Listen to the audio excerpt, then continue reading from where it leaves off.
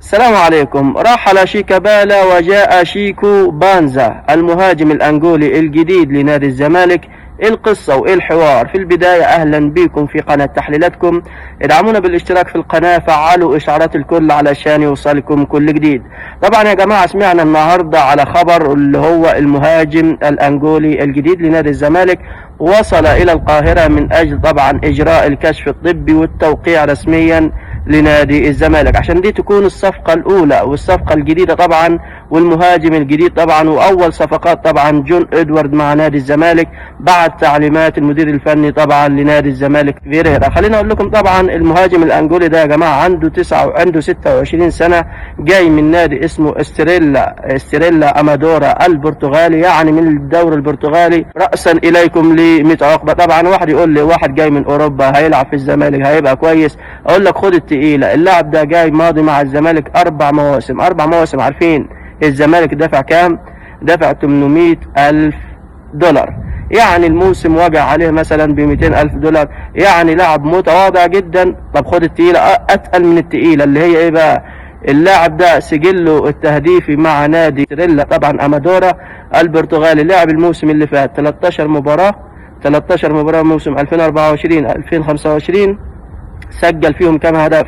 سجل هدف وحيد وخد 4 بطاقات صفراء. واحد يقول لي يا عم سجل هدف تقصد وصنع 4 أهداف؟ أقول لك لا، هو سجل هدف وحيد وخد 4 بطاقات صفراء وما صنعش ولا هدف. دي يا جماعة إحصائية تدل على إن اللاعب أصلا اللي جاي من أوروبا وش كده اعرف إن هو مستواه في النازل. الإحصائية بتاعته تدل إن هو لاعب يعني مش كويس. أتمنى إن هو يفيد نادي الزمالك. هو لاعب دولي أنجولا. وعلى ذكر أنجولا، لما نجيب سيرة أنجولا ما جابتش غير 2 في كرة القدم طبعا، اللي هو الباك ليفت جيلبرتو باك ليفت النادي الأهلي، والأسطورة طبعا المهاجم إفلافيو. دول الاثنين اللي جابتهم أنجولا. أما تقول لي شيكو بانزا ولا مش عارف ايه، خلينا نشوف. انا اتمنى تكون صفقه ناجحه. بس كده يا جماعه عندك ايه؟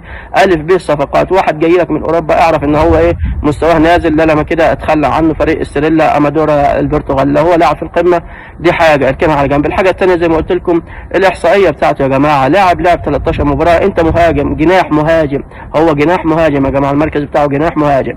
في 13 مباراه جبت هدف وحيد فقط لا غير، وخدت 4 انذارات.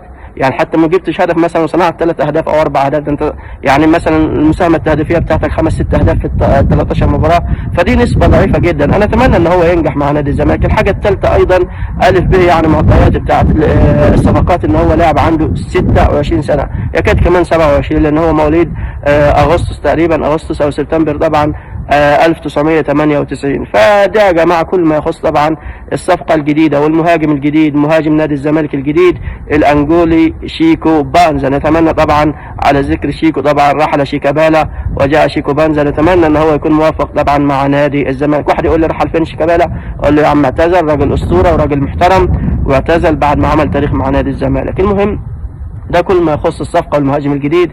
في النهاية نتمنى التوفيق لنادي الزمالك. ما تنسوش الاشتراك في القناة، فعلوا إشعارات الكل علشان يوصلكم كل جديد. كان معكم قناة تحليلاتكم. سلام عليكم.